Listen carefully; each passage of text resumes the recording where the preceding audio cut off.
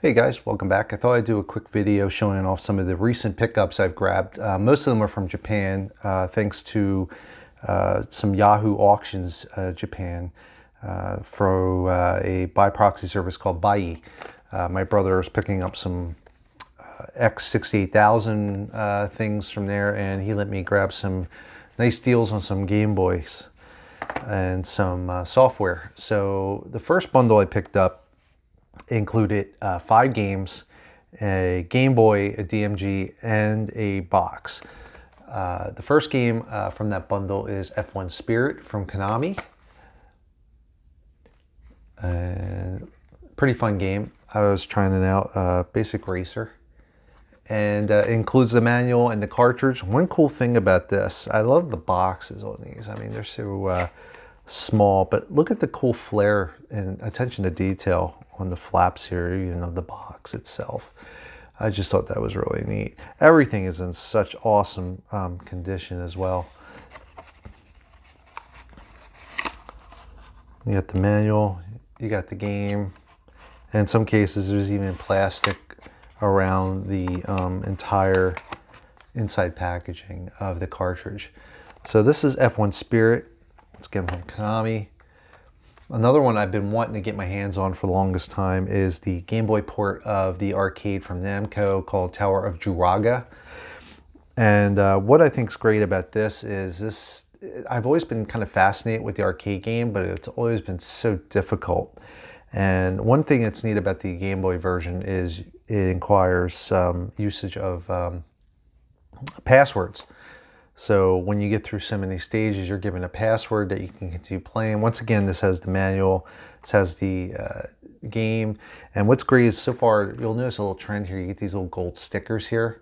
It looks like these are from the store that this person acquired or purchased these. It's got the information for the store. And I put Google up on here at one point. I think it's some kind of toy shop it was called. Somebody's name, Toy Shop. And it's got their information, like a phone number. And this is before the internet, so there's no email or website address, just a phone number and name of the store. But whoever owned these kept these in impeccable condition. It's just very cool. So I'm gonna leave them up there.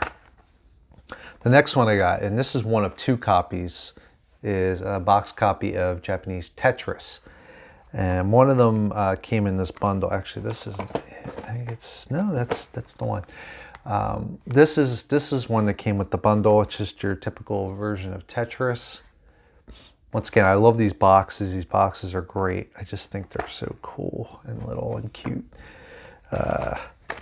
Next is Mario Picross. I couldn't spit that out for a second there. The Japanese version, so it's in Japanese, and I don't think it's gonna mess with the gameplay too much. I do have an American copy, a English copy of the game, so I already know how to play it, but I don't think the Japanese is too horrible, other than when you complete a puzzle, it'll give you the name of what it is that you, for the puzzle itself, what the item is. So in this case, a star. But otherwise, it's in pretty good shape as well. I don't even know if I opened, yeah, this one I opened. Some of them are a little hard to open. I'm trying not to beat them up too badly. The person, like I said, man, just kept awesome shape of these. It's even got the little advert for the Super Game Boy, or in this case, the Super Famicom Super Game Boy, and the various models of Game Boy that were released around this time frame. Play It Loud series and Pockets. So actually this is just all Play It Louds, I think, at this point. Yeah, this is even before the Pocket. Game Boy Bros. It must have been the name that they had for it in Japan instead of Play It Loud. Here's the manual for this. I love the old Nintendo artwork. It's so cool. Picross is a lot of fun. It's a fun little puzzle game. Even though there's numbers involved, it has nothing to do with math. It's almost like a little bit of a Sudoku kind of thing in a way. But if you've never played it, you should definitely give it a try. The American copies of this game are, well, they used to be pretty cheap. I'm not really sure what the going rate is now. I want to say they're in like the the 20, maybe $30 range for the loose cart.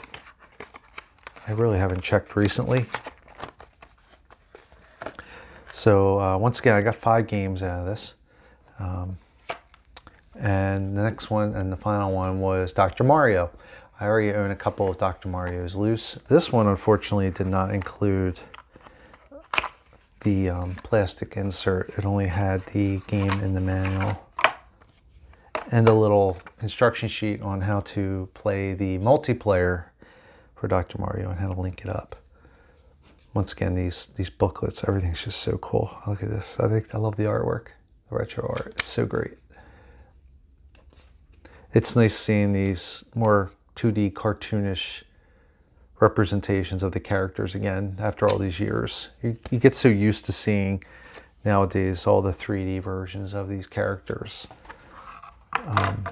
Ever since Mario 64, it really took a huge turn in terms of portraying them as the 3D versions of their characters. So when you get these old retro style games, even from Nintendo, I mean the Famicom and the Game Boy, anything from that era. The last thing that was part of this bundle, I think this bundle was like, it translated after the conversion again to be like $68 or something. So this is a heck of a deal. You get the 5 games and then you got a Game Boy. This is the box that it came with. It's in awesome condition. It's got a little maybe indentations here, but overall, the Game Boy was in great condition. The only flaw was there were some vertical lines in there. Since making this video beforehand, I've gone and I opened it up and I managed to clear out the vertical lines, so it's good as new again. And I don't have any batteries in it or anything. It's in really nice shape. So I'm happy to have another extra Game Boy, especially when it's in great condition. Unfortunately, there are no inserts to this box. I was a little upset to find out. I was hoping they'd be in there, but it's okay. I was hoping to have like maybe the headphones and the actually, I don't even know if that was included with the Japanese version. Like in America, we got the whole kit and caboodle. We got Tetris, we got the headphones, we got batteries, we got the manual, we got the link cable. But I think in Japan, the only thing you got with it were the headphones. So not a big loss. It's just nice to finally have a box for a Game Boy. I still don't have a box. Even if this is the Japanese version, it's such in clean condition. I'm happy to have it regardless. And the thing that's funny is in Japan, let me see, it's a little upside there. In Japan, it was called Handy Game Machine, which always cracks me up. And I've already shown this off in previous videos, but it did come with a manual, and it's in really nice condition as well. And it just tells you, you know, things not to do, things to do. Here's the warning page again on how you shouldn't drop or chase your Game Boy around with a screwdriver. Don't put the games in backwards. Make sure you doesn't get close to snow and sun. So overall, I don't think that was a bad deal for $68. That's the cool thing about going through these by proxy services. And most people you'll see online these days are advertising, because now that Japan's opened up, all the YouTubers are going over to Japan now, and you know they're hawking Sendico, but he used a company called Bai. Some of the pricing is a little cheaper. So this was another Tetris cartridge I grabbed. This is not part of this bundle, so I do have 2 of them now. But the great thing about this one is this happens to be a Minuet copy. And if you've seen a previous video of mine, I showed off what the Minuet was. The title of the video was The Secret Song of Tetris.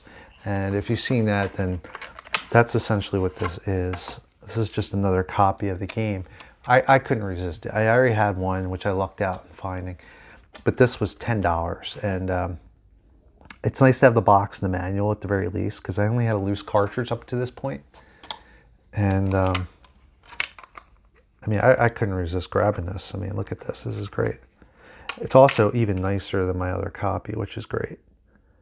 So, once again, you can see over the spire here, the ALL kind of covers the spire. And it's just nice to have a little backup copy of this, especially in the box with the manual, which I didn't have before, and for that price. So nothing too exciting here. Once again, it's just Tetris. So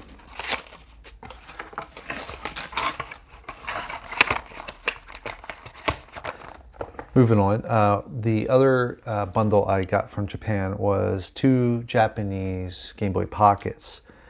I paid $40 for these, and the big thing for me was getting my hands on finally a DMG style pocket, and it's in great condition. The one thing I was thinking about doing is replacing the screen with one of those glass lenses, excuse me.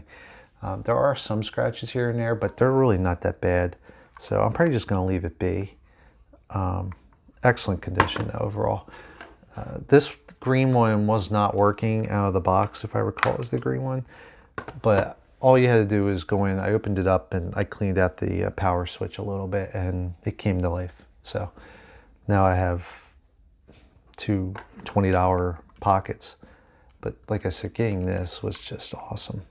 And this one seems to go for quite a bit of money, only because it's an exclusive to Japan. They never released this in the West or America.